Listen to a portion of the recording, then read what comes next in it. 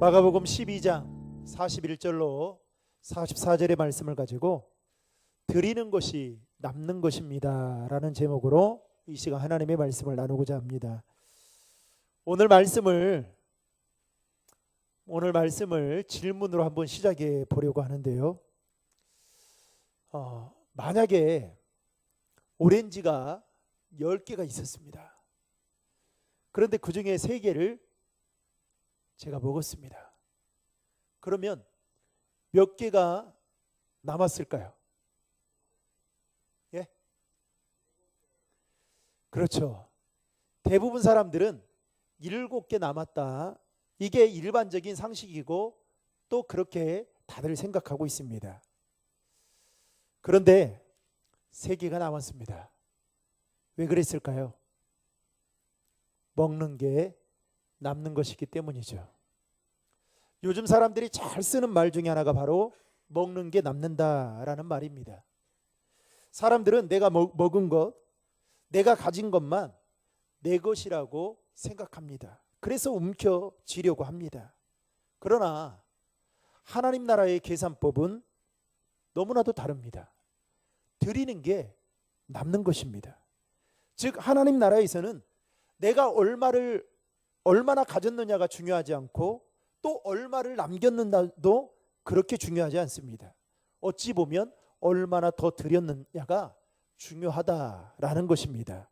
왜냐하면 하나님께 드린 것이 곧 남는 것이기 때문이죠.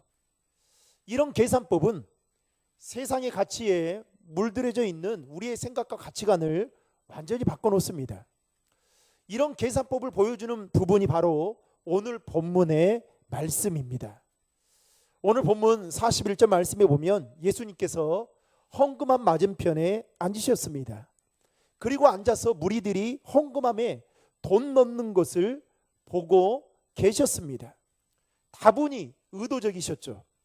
지금 예수님이 앉아있는 이 장소는 예루살렘 성전에 있는 여인의 뜰로 보통 여기에는 13개의 헌금함이 각기 다른 헌금함이 놓여져 있었다고 합니다.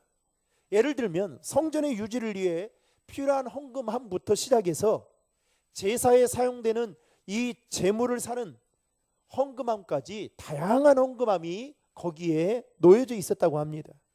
그러면 사람들이 자신들이 마음이 있는 그 헌금함에 있는 곳으로 와서 나름의 헌금을 하게 되는 것이죠. 그런데 그 모습을 예수님께서 맞은편에 앉아서 다 지켜보고 계셨던 것입니다. 여러분, 헌금을 하는 사람이 얼마나 뻘쭘합니까? 제가 예전에 섬겼던 교회 중에 송구영신 예배 때 이제 여러분들이 신년 감사 헌금을 하면서 그 다음에 이제 기도 제목도 적잖아요. 1년, 지금 강단 밑에 여러분들 1년 기도 제목이 있는데요. 그리고 나서 와서 말씀 카드를 뽑는 겁니다. 근데 저는 되게 그게 마치 기복주의적인 것처럼 느껴졌어요. 그 자체가. 왜냐하면 헌금을 하는 사람도 있지만 헌금을 하지 않는 사람도 있잖아요. 근데 여기 앞에서 딱 서 있는 겁니다. 서 있어요. 그러면서 헌금을 하면서 그 말씀 카드를 이렇게 뽑는 거예요. 마치 돈 주고 뽑는 것처럼. 근데 저는 목회하면서 절대 이렇게는 안 해야겠다. 이게 의도하고는 상관없이 이렇게 비춰질 수 있겠구나 라는 생각이 들어서 우리 교회는 그냥 여러분들이 장로님들이 그 말씀 카드함을 들고 있으면 여러분들이 나와서 뽑죠. 헌금을 가지고 와서 하고 뽑으라는 우리 교회는 그런 교회가 아닙니다. 그리고 또 주일 예배도 마찬가지죠. 들어오면 헌금함이 여러분 앞에 있다고 한번 생각해 보세요. 어떨까요? 아마 많은 사람들이 쳐다볼 겁니다. 그런데 예수님이 그 모습을 지금 다 지켜보고 계셨던 겁니다. 그 이유는 예수님께서 책 잡기 위해서 보셨던 것이 아니라 헌금하는 이들의 드리는 태도를 보고 싶어서였습니다. 그런 다음에 41절 하반절과 42절을 보시면 두 종류의 헌금하는 자들이 오늘 본문에 보면 등장하는데 이 두 사람의 그 두 종류의 사람들이 헌금하는 모습이 아주 대조적인 것을 볼 수가 있습니다. 여러분 41절과 42절의 말씀을 다 함께 읽겠습니다. 예수께서 헌금함을 대하여 앉으사 무리가 어떻게 헌금함에 돈 넣는가를 보실세 여러 부자는 많이 넣는데 한 가난한 가부는 와서 두 렙돈 곧 한 고드란트를 넣는지라. 아멘. 이 말씀을 잘 보시면 세 가지가 대조적으로 사용되고 있습니다. 일단은 여러 부자가 많이 어떻게 했다고요? 넣었다는 겁니다. 그리고 한 가난한 가부는 어떻게 했다고요? 두 렙돈을 넣는지라 라고 성경은 말하고 있습니다. 이것을 통해서 부자와 가부는 누가 봐도 그들의 신분을 알아볼 만큼 확연히 이 헌금을 하는 것을 통해서 드러나고 있음을 알 수 있습니다. 아마도 여러분 복장이나 모습을 볼 때 저 사람은 부자였을 것 같다 이렇게 보였을 테고, 반대로 저 사람은 가부였을 것 같다 이런 외모로도 분명히 달랐을 것입니다. 게다가 그러다 보니 사람들은 당연히 가부보다 누구에게 주목해서 보았겠을까요? 부자에게 주목해서 보았겠죠. 그러면 사람들은 여러 부자가 여러분 공부를 잘하는 사람도 그렇고요. 제가 학교 다닐 때 제일 저한테는 꼴불견이 키 크고 잘생기고 공부 잘하고 운동 잘하는 사람, 절대 저하고는 맞지 않는 사람이었어요. 되게 싫어했어요. 어떻게 저런 어떻게 유전자가 있을까 막 이런 생각을 했는데요. 그런데 여러분 잘 생각해 보면 공부 잘하는 사람들은 여러분 공부 못하는 사람하고 어울립니까? 안 어울립니까? 여러분들은 어울리잖아요. 그죠? 저도 어울리고 싶은데 안 끼워줬어요. 응? 그리고 또 여러분 돈 많은 사람들, 잘 사는 사람들은 어떻습니까? 자기와 맞는 사람들끼리 끼리끼리 다닐 때가 있습니다. 근데 오늘 본문에 보면 여러 부자가 지금 헌금을 하고 있다. 여러분 이 장면을 많은 사람들이 주목해서 보면서 무슨 생각을 했을까요? 많은 액수의 헌금을 하는 그 장면을 보면서 사람들은 부자가 지금 줄을 쭉 서 있습니다. 여러 명의 부자라고 하니까 쭉 서가지고 옷도 아마 번지를 했을 거고 잘 먹었으니까 키도 컸겠죠. 그리고 어떻게 해요? 의상만 봐도 아무튼 달랐을 거예요. 모습은 봐도 달랐을 거단 말이에요. 그 사람들이 여러 명이 줄을 딱 서가지고 있을 때 여러분 어떤 생각이었을까요? 역시 부자들이 많으니 좋네. 저런 사람들 때문에 성전도 잘 유지가 되고 제사장들이 생활하는 데에도 분명하게 큰 도움이 될 거야. 성전에는 이런 사람들이 꼭 필요한 사람들일 거야 라고 생각하며 애정과 존경의 마음을 가졌을 것입니다. 반대로 가난한 가부가 헌금을 할 때 사람들은 무슨 생각을 했을까요? 척 보니까 앱니다라고 가난한 가부인 것 같네. 저기 뭐 나올 게 있겠어? 저런 사람 100명 있어도 부자 한 명만도 못해. 자기가 드리는 재물값도 못하는 사람들 아니야? 이렇게 생각했을 것입니다. 더군다나 여러 부자가 많이 드린 다음에 가난한 가부가 드렸으니 여러분 상대적으로 더 적게 드리는 것처럼 보였을 테고, 또 가부가 드린 그 두 렙돈이 여러분 헌금함에 떨어졌을 때에 소리만 들어도 얼마를 드렸을지 대충은 짐작이 갔을 것입니다. 당시 렙돈은 이스라엘 화폐 중에서 가장 최소한의 단위였어요. 오늘날로 말하면 10원짜리 정도였습니다. 아마도 그날 헌금했던 사람들 중에 이 정도의 헌금의 액수를 드린 사람은 아마 가난한 가부 한 사람이었을지도 모릅니다. 그런데 이 장면을 보고 계시던 예수님이 갑자기 제자들을 불러서 당신의 생각을 말씀하시는 거예요. 어쩌면 이 장면을 바라보는 제자들조차도 다른 사람들과 똑같은 마음을 가졌을 것입니다. 물량주의에, 자본주의 논리에 물들어져 있는 제자들에게 너희들만큼은 그러지 않아야 된다라는 생각을 가지고 어쩌면 예수님은 더 신앙적인 깊은 의미를 발견하기 위해서 제자들을 불러 예수님이 이렇게 말씀합니다. 여러분 43절의 말씀을 다 함께 읽겠습니다.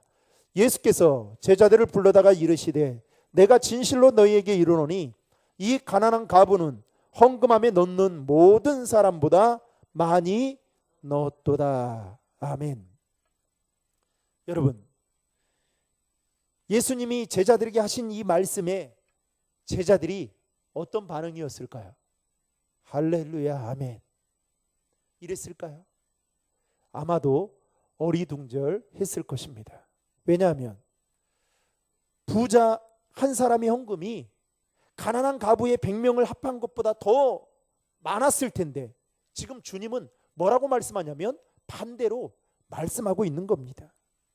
다시 말해서 가난한 과부의 이 한 사람이 그날 여러 명의 부자들이 드린 헌금보다 많이 넣었다, 많이 드렸다. 즉 제자들이 가지고 있는 상식과 이성적으로 도무지 이해가 되지 않는 말씀을 지금 제자들에게 하고 있을 때 제자들은 아마 그 말씀을 듣고 적잖은 충격을 받았을 겁니다. 결론적으로 말하면 예수님은 과부 한 사람의 헌금을 숫자나 양에서 다른 사람들을 전부 합친 것보다 더 많게 보셨다라는 겁니다. 여러분 왜 그랬을까요? 44절에 그 이유를 이렇게 설명하고 있습니다. 같이 읽겠습니다.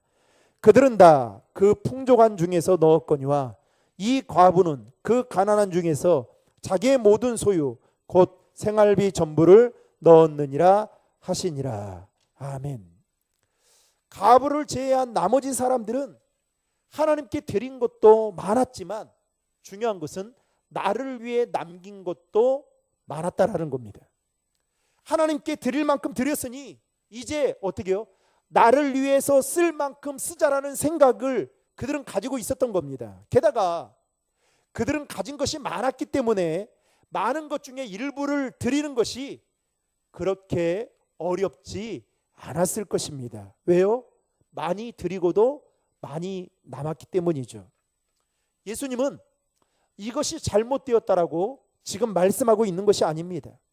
다만 그들은 풍족한 중에서 드렸기 때문에 하나님께 드리는 것이 그렇게 큰 부담이 되지 않았다는 것입니다.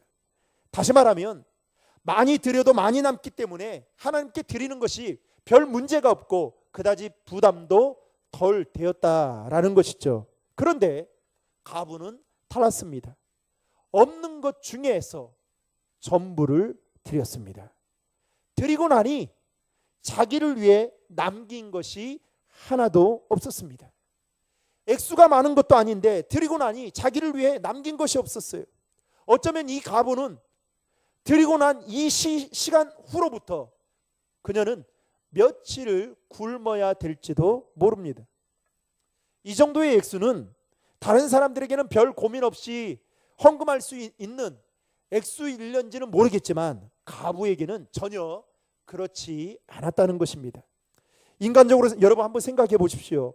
과부가 이 헌금을 드리기 위해서 몇 번이고 생각해 봤을 것입니다. 아니 이 과부에게 하나님을 향한 믿음이 없으면 두 렙돈이라 할지라도 그녀는 드릴 수 없는 헌금의 액수였을 것입니다.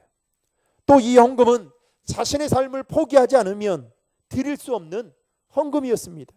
어쨌든 믿음이 아니고서는 드릴 수 없는 헌금을 과부는 말없이 자신의 생활비 전부와 같은 그 헌금을 드렸다라는 겁니다. 그 모습을 예수님은 다 지켜보고 계셨던 것이죠. 그러면서 제자들을 불러 그 가난한 과부를 다른 사람들보다 더 많이 드렸다라고 하면서 칭찬하셨다라는 내용이 오늘 본문 전체의 스토리라 할 수 있습니다. 그렇다면 과부가 어떻게 예수님께 받았는지 그 이유에 대해서 몇 가지로 나누고자 합니다. 첫 번째로 가부의 헌금에는 희생이 있었다라는 겁니다. 가부는 자기를 희생했습니다. 무리할 정도로 2렙돈을 다 드렸습니다. 가부가 처한 상황만을 놓고 본다면 한 렙돈만 드리고 나머지 한 렙돈은 자신을 위해서 사용해도 누가 뭐라 할 사람 한 사람도 없었을 것입니다. 게다가 가부는 자신의 앞날을 생각하면 한 푼이라도 더 모아야 할 판인데 그녀는 그렇게 하지 않았습니다. 남들이 볼 때에 정말 무모할 만큼 그녀는 자신의 생활비와 같은 전부를 하나님 앞에 헌금으로 드렸던 것입니다. 그러나 여러 부자들은 자기의 것을 남기고 그리고 별 부담 없이 헌금했습니다. 거기에는 희생도 없고 믿음도 필요하지 않았습니다. 그러나 가부는 부자들과는 달리 그녀가 드린 헌금에는 희생과 믿음이 고스란히 담겨져 있었다는 것이죠. 여러분, 돈이 안 아까운 사람이 어디 있겠습니까? 돈이 필요하지 않는 사람이 어디 있겠습니까? 요즘 우리나라는 그래요. 뭐 세계도 그런지 모르겠습니다만은 돈이 있으면 그 사람이 제일이에요. 돈이 많으면 그 사람이 힘이 있다라고 생각하고 돈 앞에 정말 장사 없다고 많은 사람들이 고개를 숙입니다. 그래서 어떻게 해요? 악착같이 돈을 벌려고 해요. 돈을. 제가 예전에 말씀드렸던 요즘 이제 뭐 직업에 귀천이 없다라고요. 요즘 이제 많은 사람들이 이렇게 뭐 유튜브 방송도 하고 또 뭐 이렇게 아프리카 방송도 하고 또 여러 이렇게 인터넷 매체와 관련된 방송들을 하잖아요. 그런데 이제 방송을 하는 그 공영 방송이 아닌 그런 이제 뭐 유튜브나 또 아프리카 TV나 뭐 팝콘 TV나 뭐 이제 여러 방송을 하는 그 이제 젊은이들입니다. 젊은이들 보면 인구수인 게 딸이수라고 하는데요. 딸이수가 많고 그리고 풍을 많이 받으면 그 사람이 천하무적입니다. 그 사람 앞에 그냥 많은 똑같은 BJ여도 똑같이 그냥 고개를 숙이는 거예요. 나이 상관하지 않습니다. 그리고 그 BJ들도 자신에게 풍을 많이 싸주거나 또 많은 그 돈을 후원을 해주면 그 사람들을 왕으로 모십니다. 그걸 보면서 제가 느꼈던 것은 여러분 공영방송은 소통이 안 되잖아요. 그냥 공영방송은 보고 내가 즐거워하는데 그 왜 이게 인기가 있을까라고 생각했더니 거기에 채팅에 글을 치는 거예요. 그러면서 그 BJ하고 소통을 하는 겁니다. 그러면서 거기에서 자기가 인정받지 못하고 자기가 자신의 어떤 그 만족을 거기에서 통해서 이제 누리게 되는 거예요.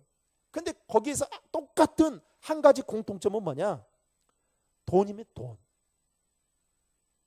돈 앞에 많은 사람들이 굽신거립니다. 여러분,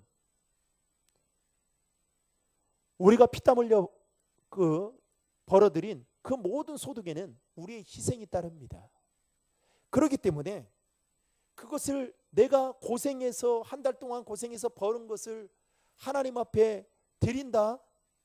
정말 믿음이 따르지 않고서는 정말 드릴 수 없는 것이죠. 왜요? 고생은 내가 했다라고 생각하기 때문입니다. 또요, 그것이 내 노후의 삶을 책임져 준다라고 생각하기 때문에 그렇죠. 여러분, 아마 여기에 계시는 많은 분들이 헌금 생활을 제대로 하지만 여러분 물어보십시오. 돈에 대해서 자유로워서 나는 돈을 초월해서 나는 하나님 앞에 드리는 것이 아깝지 않아서 드리시는 분 계십니까? 그렇지 않을 겁니다.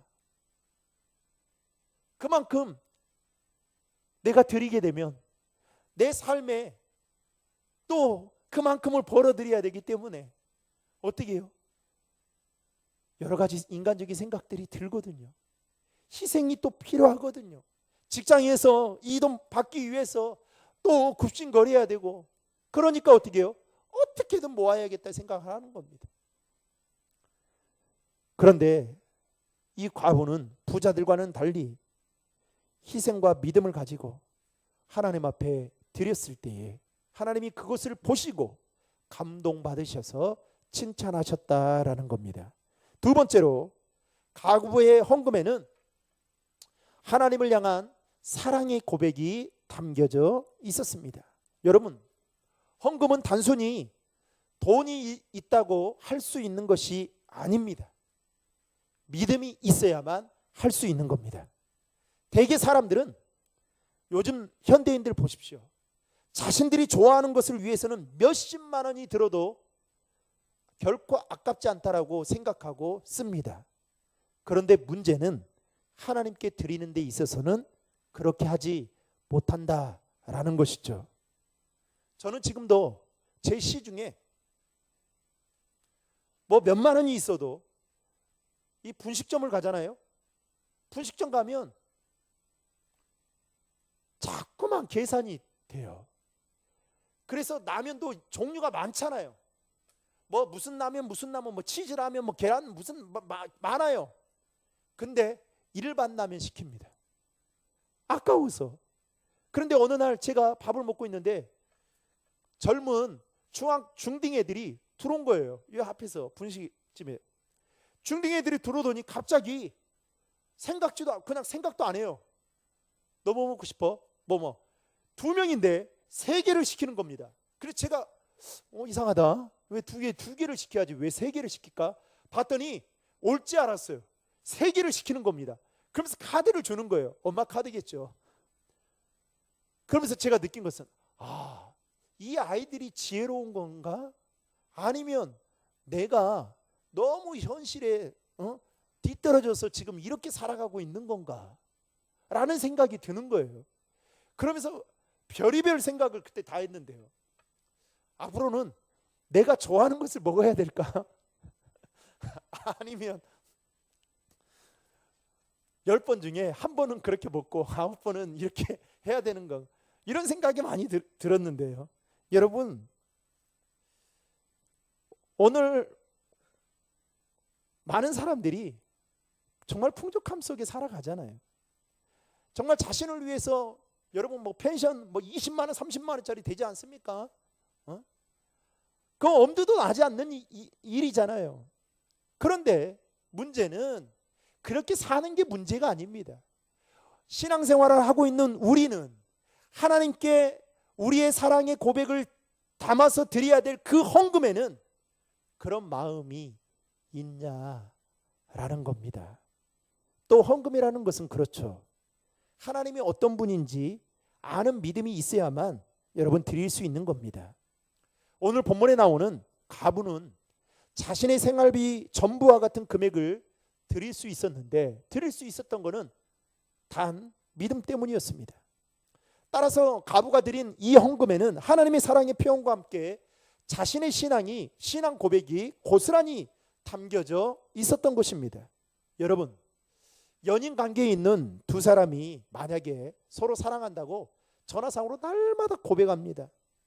그런데 기념일이라 생일이 되었는데도 불구하고 선물 하나 준비해 주지 않는다면 우리 청년들이요, 그 사랑의 고백을 날마다 전화상으로 사랑한다고 하는 그 고백을 여러분 믿음으로 받아들일 수 있겠습니까? 힘들 거예요. 아무리 살아온 삶이 힘들었다 할지라도 힘들 겁니다. 진짜 사랑하고 있나 싶을 거예요. 사줄 꽃이 없다면 종이꽃이라도 접어서 드려야 되는 게 맞는 거죠. 여러분, 사랑은 주머니를 통해 표현되어진다라는 말이 있습니다.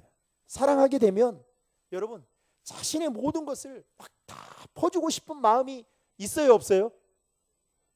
있어요. 올인하는 거죠. 오늘 본문에 나오는 과부는 바로 이런 마음이었던 겁니다. 주목할 점은 성경의 수많은 사람 중에 예수님께 헌금을 많이 했다고 칭찬받았던 사람은 부자가 아니라 가장 가난한 과부였다라는 점입니다. 실제로요. 어느 교회 목사님께서 열심히 교회를 다니는 자신의 교회 교인 한 분에게 다가가서 주일날 인사를 한 뒤에 조심스럽게 물었다고 합니다. 성도님, 교회를 열심히 다니시는 것 같아서 너무너무 좋습니다. 그런데 혹시 11조는 하십니까? 라고 물었더니 그 교인이 목사님께 아니요, 그렇게 말을 하더랍니다. 그래서 목사님이 조심스럽게 다시 한번 그 이유를 물었다고 합니다. 그랬더니 교인이 목사님께 했던 말이, 목사님, 지금은 버는 게 그렇게 많지 않아서 좀 더 많이 벌어서 하나님께 드리려고요 라고 했다고 합니다. 그러자 목사님이 이렇게 말씀했다고 합니다.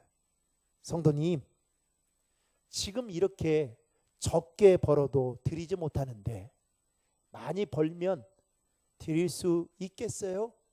라고 했더니 고개를 절레절레 하면서 목양실에 나가더래요. 여러분, 맞는 말일 수도 있겠지만 바꿔 생각해 보면 지금 이렇게 적을 때도 11조를 못 하는데 헌금을 못 드리는데 액수가 많아지면 한다. 이거는 그야말로 어불성설입니다. 힘든 일이죠. 그래서 여러분, 습관이 참 무섭다고.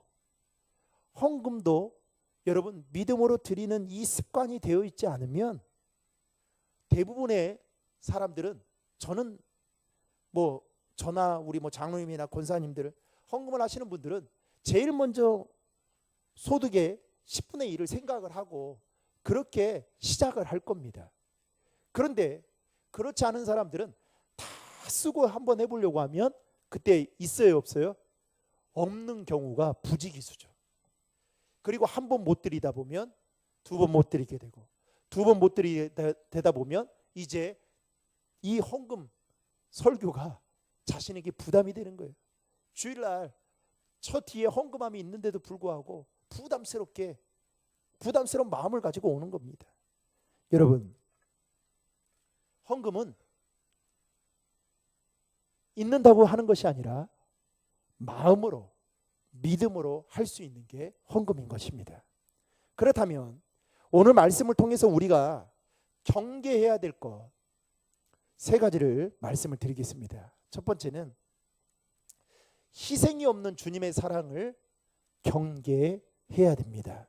바꿔 말하면 주님을 사랑하는 데 있어서 뭐가 반드시 따라야 될까요? 희생이 따라가요.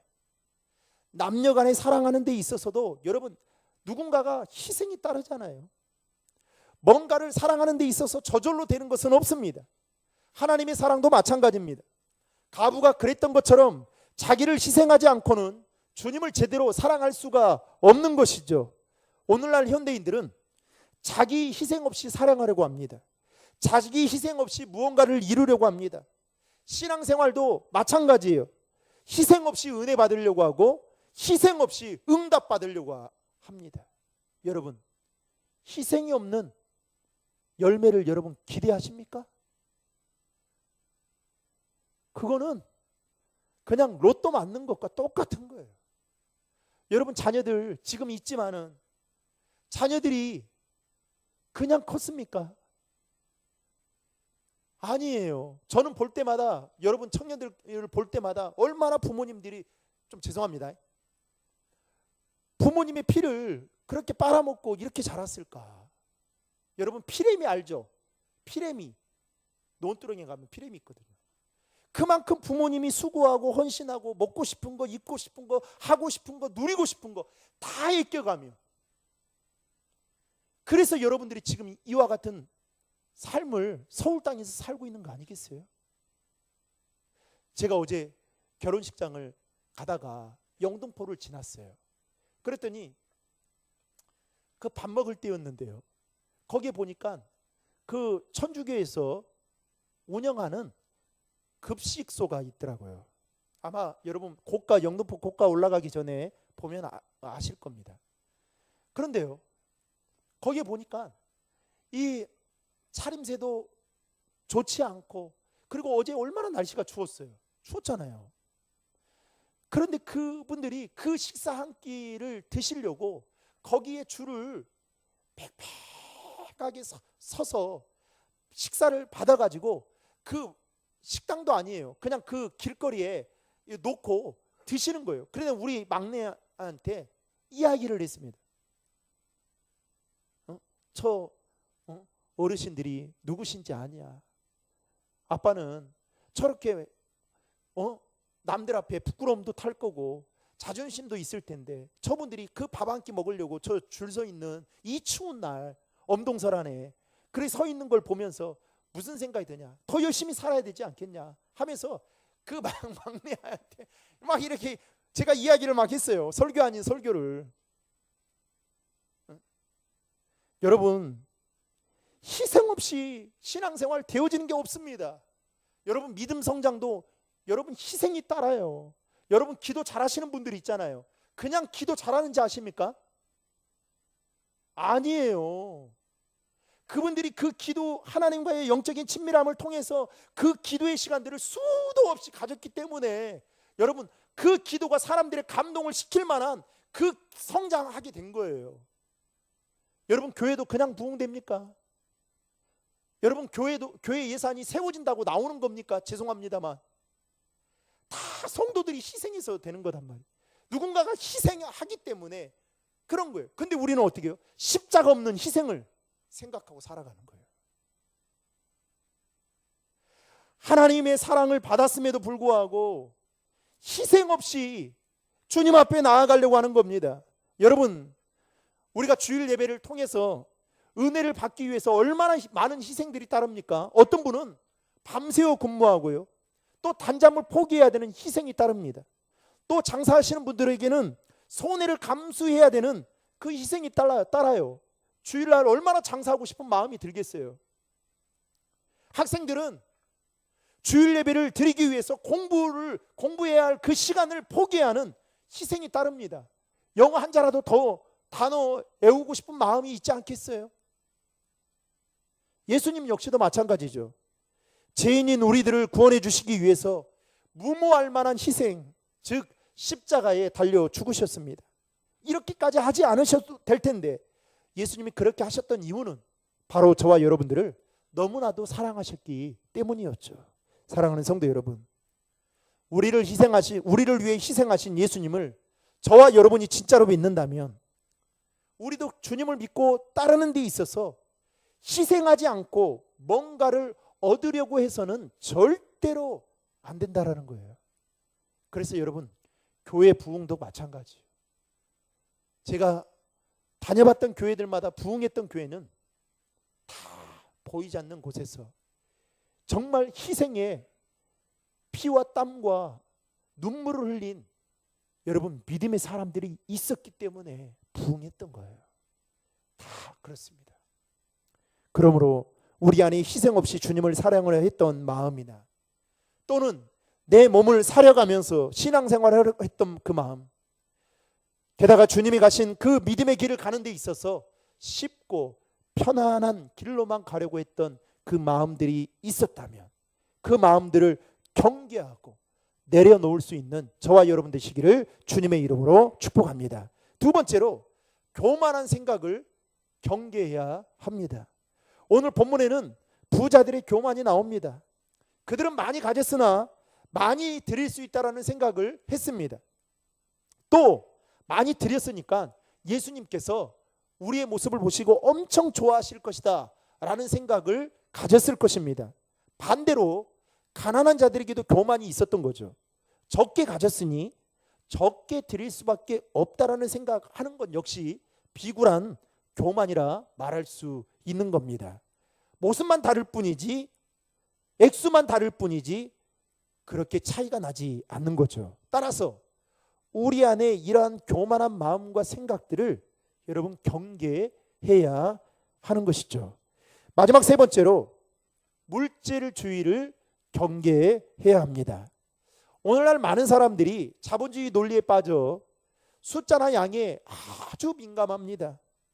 교회도 마찬가지죠. 교인 수가 많고 예산이 많고 재정적으로 넉넉하면 여러분 어떤 교회라고 생각해요? 좋은 교회. 빚이 없으면 좋은 교회. 그리고 그런 교회들을 선호하고 찾아갑니다. 그리고 교인이 많고 예산이 많고 그러면 자기가 그 교회에 다니면 어떤 생각을 해요? 내 믿음이 그만큼의 분량이 된다. 이렇게 생각하는 경우가 있습니다. 그러다 보니까 신앙인들 사이에서도 서로 자주 하는 질문이 뭡니까? 너희 교회 교인 몇 명이야? 교회 예산은 얼마나 돼?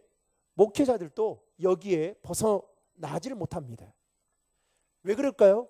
다 이런 것에 모든 것을 평가하는 겁니다.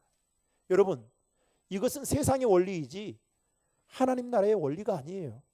나중에 하나님 앞에 저와 여러분들이 섰을 때에 너 헌금 얼마 했어? 너희 교회 교인 몇 명이야? 너희 교회 빚 없어? 여러분 이런 거 물을까요? 천만의 말씀이요. 묻지 않아요. 하나님은 여기에 전혀 관심이 없어요. 뭐에 관심이 있을까요? 영혼 구원에 관심이 있어요. 하나님은 한 영혼에 관심이 있어요. 그리고 주님은 절대로 이러한 것들 때문에 흔들리지 않고 이것으로 인해서 하나님 나라 사역에 제한받지 않으시는 오늘 오전의 말씀처럼 전지전능하신 분이십니다. 그래서 제가 늘 청년들에게 제가 가르칠 때 청년들에게 했던 이야기는 하나님은 생활보호 대상자가 아니다. 착각하지 마라. 너희들이 드린 거 이것 많이 드렸다고 교만할 필요도 우쭐할 필요도 없고 너희들이 적게 드린 것 때문에 하나님이 너무 위축되어 가지고 하나님의 사역을 감당하는 게 아니다.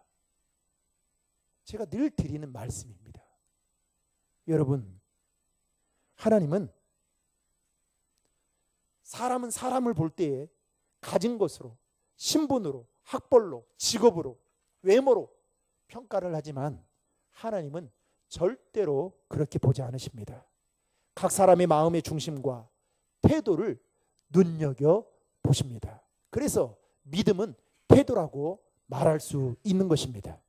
사랑하는 성도 여러분, 만약에 그러한 논리로 예수님께서 가부를 바라보셨다면 가부는 절대로 칭찬받지 못했을 것입니다.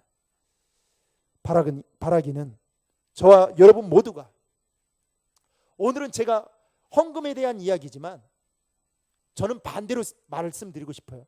우리의 신앙생활이 여러분 이와 같지 않았으면 좋겠어요.